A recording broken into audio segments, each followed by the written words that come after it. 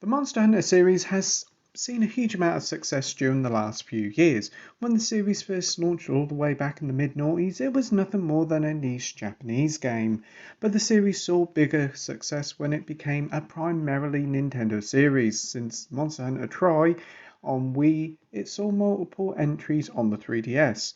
But then Monster Hunter jumped to the PS4 and Xbox One with Monster Hunter World, and that game became the best-selling Capcom game ever and saw a new high for the franchise. Many wondered if the series would ever come back to Nintendo. We did get Generations Ultimate a few years ago, but that was essentially an up-res 3DS port. But last year, Nintendo announced Monster Hunter Rise, a Switch exclusive title, and it's finally here. So let's see how they did, shall we? First off, I'll start off with the story, and well, there isn't really much here. You're a new hunter to the Kamara village, and the place is having a serious monster problem. So you're here to help hunt some monsters. There's a few characters here, and the game is voice acted, but very much like in Monster Hunter World, it's just an excuse for you to go hunting monsters, which is no bad thing. You jump into the action pretty quickly in Rise. After a few tutorials, you're free to complete missions to help your village, and the basic of the gameplay is very much the same great hunt, carve, and craft loop that has served the series so well for the past few years. The game has a huge range of many different weapons, all offering their own unique style of gameplay. We have a nice mix of weapons from swords, hammers, lances, guns, and bows to make for an eclectic mix. You gain access to all the weapon types from the get-go, and it's best for you to try out each of the weapons first to find the playstyle that suits you best. My preferred choice is the Switch Axe, which is a heavy hitting axe that does some great damage that can also switch to a sword to deliver some elemental attacks. As with previous entries in the series, you start off with a fairly basic weapon that just about gets the job done with the game's early batch missions, but as you slowly defeat monsters you gain materials and you can use these to upgrade and enhance your equipment. Some upgrades just upgrade the weapon damage, but as you defeat more specialist monsters your weapons can do elemental damage such as fire and electricity. These materials can also be used to get out your hunter with a load of new clobber as well. There's many different armor sets that can be easily crafted with only a small amount of materials. The many armor sets give you improved defense, stat bonuses, and if you have a complete set of armor, various buffs. And getting new armor is a must if you want to survive in this dangerous world. And boy, what a dangerous but thrilling world it is. Rise is a huge improvement over Generation Ultimates in terms of exploration. See, all the previous Monster Hunter games on Nintendo systems used to have this loading screen between different parts of the areas, but with Rise the game is taking a leaf out of World's book, as each of the game's several areas are fully open without a single loading screen in sight. It's amazing and it's pretty jaw-dropping. Throughout the game, several different locations, you come face to face with all sorts of monsters with a huge list of well over 30 beasts to slay. It's a great mix of returning monsters such as the Rathalos, Raytheon and the Arzuros, if I pronounced them right, making the cut, and there's also a load of newly designed ones to make for a rather brilliant mix of monsters, all with their own unique way of fighting to make for some very thrilling moments. So far, it's your typical Monster Hunter game, but Rise actually changes things up quite a bit with a load of new mechanics. First up, we have Palamutes. These are dog-like companions that you can ride and you can get them to help you out in battle. These canine companions are incredibly helpful and allow you to blast through the map with such ease. You can even sharpen your blade and use items whilst riding your dog throughout the environment.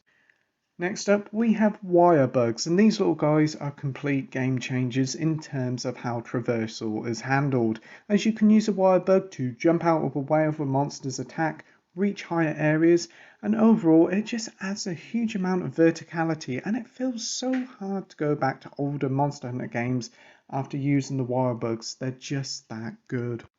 The new stuff continues with the Rampage missions. These are a mix of arena-like battles with tower defense elements.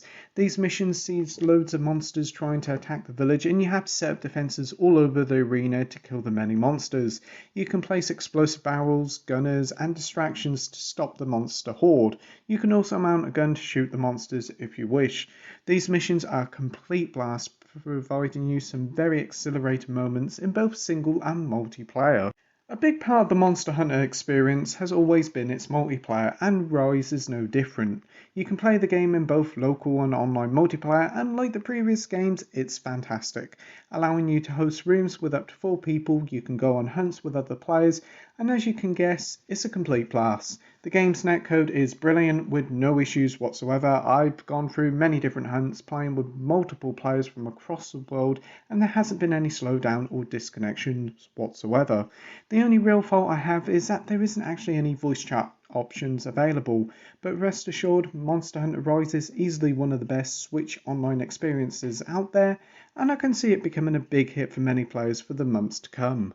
As for the length now, and this is a bit of an odd one, you can complete the game's story missions, which will take you a good 20 hours or so to see the game's ending credits, but you're only experiencing part of the game, as once you reach the game's credits, you unlock a whole host of new single player missions, which have increased difficulty, but there's also much more to unlock thanks to the guild missions.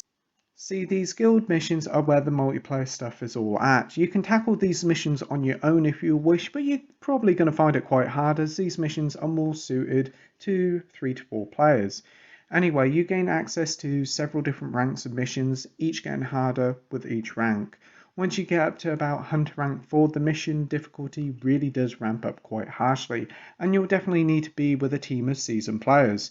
You also gain access to fights against more super powerful versions of the game's monsters, which allow you to access even more powerful weapons and better armor, so there's a fair amount to do for folks to play.